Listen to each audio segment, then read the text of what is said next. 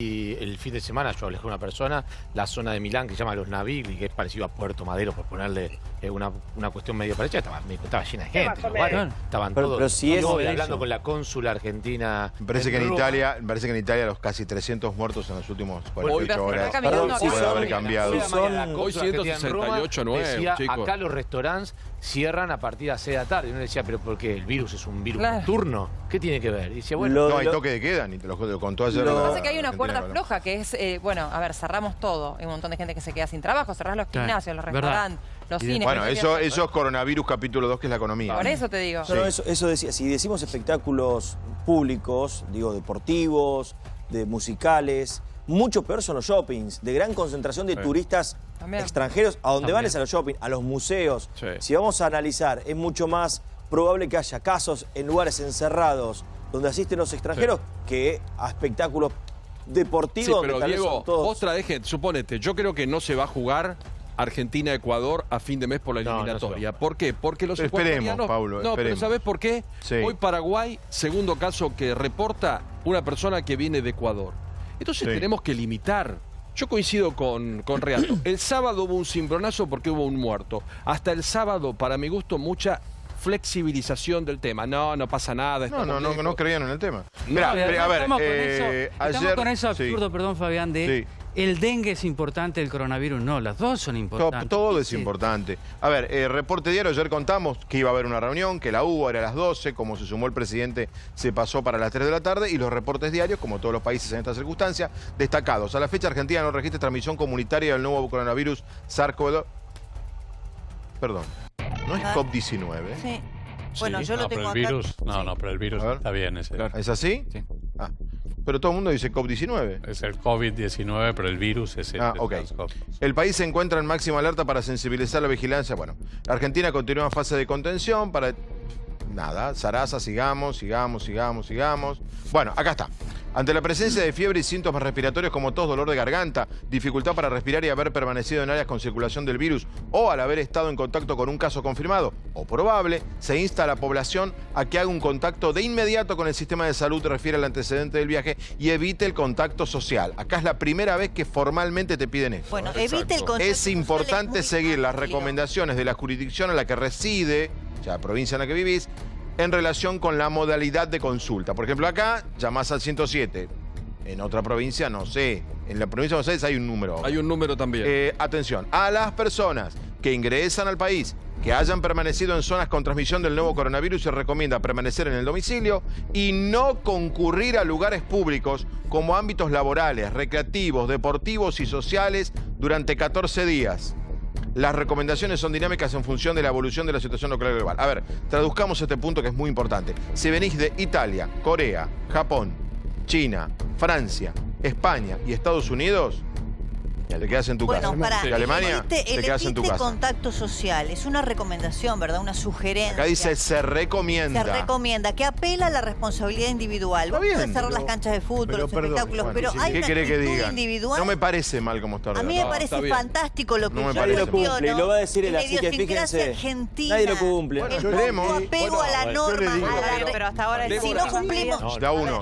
Perdón, no hay apego a la norma, somos un país de irresponsables. ¿Pero por qué no esperamos a ver cómo reacciona la sociedad? A Ezeiza o a cualquier aeropuerto internacional, porque acá hay vuelos de Madrid con Iguazú, no solamente es Ezeiza la puerta. Y el gobierno argentino ordena que todas las aerolíneas que arriben a la Argentina cumplan con el protocolo. Yo me bajo del avión, no paso por migraciones, si no llené la declaración jurada, no entro al país. Bueno, pero se entra igual. Espera que termine el comunicado. Esperen que termine el comunicado. Ordenémonos. Sigamos con el comunicado. Acá está la primera recomendación. O sea, no podemos decir que no. Acá el Estado te está diciendo algo concreto. Sigamos con el comunicado. Ahora, ¿se cumple eso? Se va a cumplir. No, bueno, espera, esto es de ahora. Bueno, porque la gente es irresponsable. Las sugerencias al argentino no le importa. Bueno, te tienen que obligar. Entonces que haya... Hoy un padre acá está. mandó a su chico al colegio y el padre había estado en Alemania por trabajo.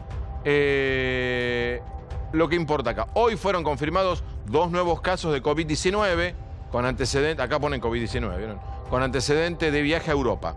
Uno residente de Cabo, lo que decía recién Pablo, y otro de provincia de Buenos Aires. A la fecha se registran un total de 19 casos importados confirmados de COVID-19, entre los que se encuentra un fallecido, el caso del que vino de Francia, el Argerich. Los pacientes se encuentran cumpliendo el aislamiento establecido por las autoridades sanitarias. Bien, acá está esto, lo oficial que tenemos hoy. Acá no se habla de suspender ningún evento, acá no se habla de nada. Por ahora. Porque el mismo comunicado dice, estamos esperando lo que vaya sucediendo. ¿Dónde estamos? ¿Cómo estamos parados? Estamos en el principio, digamos, sí, cuyo desenlace la verdad que no conocemos. Por ahora es auspicioso que solamente tengamos casos importados. O sea, eso prueba claramente que no habiendo casos autóctonos, el virus no está circulando. Esperemos que no ocurra, pero tenemos que estar preparados para que sí ocurra. Y en este sentido, digamos, uno tiene que pensar, recién ustedes estaban comentando las diferencias que uno encuentra entre Corea del Sur, Alemania... Corea del Sur e Italia son los dos. No, por eso, Corea del Sur y Alemania versus Italia, digo, para... Y en realidad más allá, en Corea del Sur, por ejemplo, más allá de que pueda haber una demografía diferente, digamos, en el caso de Italia es una población muy envejecida y eso podría explicar parte de la alta tasa de mortalidad, que prácticamente está superando el 5% en este momento. Uno también podría explicarlo en Corea. Tuvimos la vez pasada que yo estuve también, había una señora que explicó un poco todas las medidas que se están tomando. Por ejemplo, en Corea se ha hecho masivamente se han hecho test a más de 200.000 personas, lo cual evidentemente permite detectar casos muy leves o asintomáticos, lo que aumenta el denominador y probablemente eso explique también la baja tasa de mortalidad. Claro. Pero en Italia, digamos, eso es una razón. Pero la tercera es cómo están preparados los sistemas de salud. Y la realidad es que este testeo masivo de alguna manera está hablándonos de que hay un sistema de salud muy preparado, cosa que en Italia obviamente está... ¿Y en Argentina? Bueno, entonces... Y esto tiene que ver con lo que ustedes decían. Nosotros, como lo escuché el otro día, somos, como es, italianos que hablamos español. Dije yo, somos italianos que hablamos español. Exacto, lo dijiste vos. Y la verdad es que cuando uno ve, yo recién comentaba a uno de los panelistas la experiencia nuestra hace un año con el hantavirus. Nosotros tuvimos que aislar una población, que fue Puyén, ustedes recuerdan, digamos, hubo muchos casos, un brote, la verdad que pudo haber sido una tragedia con mucha mortalidad. 30% de mortalidad inicial. Una barbaridad. Tuvimos que aislar Puyén y las primeras medidas que trabajamos, por supuesto, con el gobierno de la provincia de Chubut y con las autoridades sanitarias, lo que nos dimos cuenta era que la gente no cumplía esas recomendaciones de aislamiento. ¿Qué hubo que hacer? Hubo que traer a la policía de la provincia de Chubut y obligar a la gente a aislarse. Digo esto para saber que probablemente en Italia también esté pasando eso. Claro. Esto tiene que ver con las conductas sociales. En el caso de Corea y de China también, Turquía. Existe toda una suerte de mentalidad donde se privilegia, digamos, el derecho colectivo y el orden. Más allá del régimen político. Fabián, ¿puedo dejar una pregunta para después? Sí, dale. Adolfo, porque me llama la atención que en medio de la crisis, siendo el Malbrán un punto clave, tengamos un cambio de conducción. Hoy. O la persona que estaba no era capaz, o hay algo que llama la atención, porque en medio de la crisis cambia la dirección del Malbrán. Lo dejo para después de lo que tenemos que hacer. Vamos a hablar con Adolfo por Sky, con Adolfo García Sastre, es virólogo español que investiga la vacuna, es uno de los tantos científicos a nivel mundial que investiga la vacuna contra el coronavirus. Él está en México en este momento. Adolfo, muy buenas noches. Fabián Doman los saludo aquí desde Buenos Aires. Recalculando. Hola, muy buenas noches. ¿Cómo está? A ver, no lo veo. A ver. ¿Me podéis ver? No lo puedo ver todavía. A ver. Bueno, pero mientras tanto voy preguntándole. Sí, por supuesto. Sí, Adolfo, ¿cuál sería su primera conclusión con este coronavirus que lleva en China? Las primeras noticias llegaron desde diciembre, ¿no? Bueno, sí, desde diciembre, y he escuchado un poco el programa que lleváis, ¿no? Entonces, tampoco sabía exactamente qué situación teníais en Argentina. Ya sé que tenéis muy pocos casos ahora y que todos los detectados son importados. Y bueno, eso es bueno en el principio, pero tampoco hay que llevarse a engaños con este virus, ¿no? Muy fácilmente ha habido personas que no hayan sido detectadas de casos importados, que tienen enfermedad leve, que a lo mejor son pocas, pero que infectan en una semana a cada una de ellas a 3 personas, y estas en una semana tras 3, de tal modo que al final van a aparecer focos de transmisión en comunidad. Y se va a tener que hacer frente también a esos focos, ¿no? Perdón, Adolfo, usted dice que por llamarlo de alguna manera, por lógica epidémica, vamos a terminar casos autóctonos, como llamamos aquí. Efectivamente, habría mucha casualidad de que se hayan podido detectar ahora mismo en Argentina exactamente todos los casos importados. Entonces es mucho más fácil que algunos hayan pasado desapercibidos y esos son los que van a empezar a causar pues contagio en la comunidad, al principio muy pequeño y también pasa desapercibido hasta que empiezan a aparecer ya casos más severos y es cuando se empieza a diagnosticar esos casos severos y es cuando empiezan a aparecer en sitios, y es lo que ha ocurrido en todos los otros países, ¿no? En algunos casos se ha tardado más en detectar los casos, como ha ocurrido en Irán o en Italia, en otros países han entrado antes y entonces está evolucionando más, lo que parece más lentamente, pero sigue evolucionando, aumentando el número de casos. Y bueno, eso es lo que yo creo que hay que prepararse, ¿no? Hay que prepararse para que los casos aumenten en algún momento y cuanto más diagnósticos se hagan en este momento, más fácil es detectar los casos y más fácil es poderlos aislar. Pero también es muy difícil poderlos contener a todos porque no se puede, es muy difícil hacer lo que ha hecho Corea, que es diagnosticar a muchísima gente, independientemente de ¿Por qué es muy difícil, Adolfo? ¿Por lo costoso?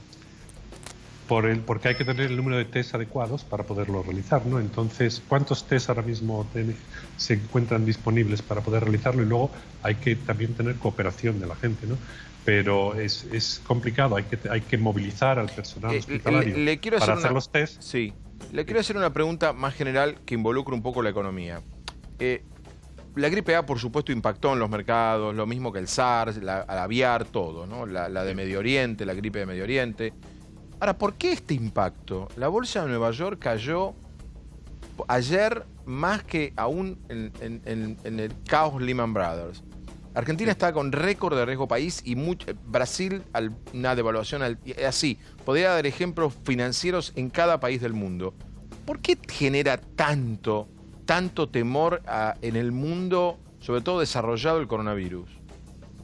Sí, la verdad, el impacto económico que tuvo SARS, el primer brote de SARS, no llegó a ser tanto porque no fueron tantos los países afectados. Hubo mucho impacto económico en aquellos países donde fueron afectados, ¿no? En Canadá el impacto económico fue muy grande. Tuvo la suerte de Estados Unidos que SARS no entró en Estados Unidos, entonces no se vio un impacto económico en Estados Unidos. Este virus sí ha entrado en Estados Unidos, se están disparando el número de casos y eso da lugar a una mayor preocupación y da lugar a lo que ocurre en la bolsa, ¿no? Cuando la gente está preocupada, entonces empieza a bajar la bolsa. Es algo que ocurre, yo no soy económico, pero es algo que vemos que ocurre y la diferencia es que esta vez hay casos en Estados Unidos, mientras que con SARS no había casos en Estados Unidos. Claro. Adolfo, ¿cuándo, la gran pregunta que se le deben hacer desde sus familiares, los conocidos, ¿no? ¿Cuándo va a estar la vacuna del COVID-19? La vacuna, sí, la vacuna va a tardar tiempo. Se están empezando a probar ya vacunas experimentales, que es posible que funcionen. No sabemos cuánto de bien, pero es posible que funcionen. Pero claro, se tarda porque para probar una vacuna se necesitan hacer ensayos, primero de que no causen efectos adversos, y para eso hay que seguir a un grupo de vacunados durante al menos un mes. Y luego hay que hacer ensayos de eficacia, es decir, vacunas a un grupo de gente y tienes que esperar a ver cómo evoluciona, cuánta gente se infecta en ese grupo de vacunados con respecto al grupo control. ¿Y eso cuánto tarda? ¿6 meses, un año? Y eso, es claro, para primero vacunar y dar inmunidad es un mes, ¿no? Entonces, desde que se empieza a vacunar, cuando se empiezan a hacer ya los últimos ensayos, se necesita al menos un mes desde el momento en que empiezan a hacerse los últimos ensayos para que se empiece a poder mirar si las personas, ese grupo, está o no está protegido. Y luego todo depende de cuánto sea de prevalente el virus en los sitios donde se está haciendo los ensayos clínicos, que es también muy difícil de predecir, porque si el virus no es muy prevalente, las infecciones en el grupo control van a ser pequeñas y va a tardar tiempo en saber si está funcionando, mientras que si la infección es más prevalente, entonces es más fácil ver si la vacuna funciona. Bien. Entonces toda esa impredecibilidad da lugar a que al final no va a haber una vacuna disponible al menos en 6 meses, lo más normal es que sea alrededor de los 10, 11 meses. O sea, el 2021. Adolfo, le agradezco muchísimo este contacto. Bueno, muchas gracias a ustedes. Hasta luego. Bien, a ver, Adolfo García Sastre dice, escuchando el programa, bueno, con 19 casos ustedes son todos importados, están bien, dice. Por ahora. Claro, después agregó el por ahora y después dio como un hecho lógico epidemiológico que tendría que haber autóctonos, según él. Que es lo mismo que dicen en privado López ayer. Es lo que muestran lo que pasó en otros países. En otros países.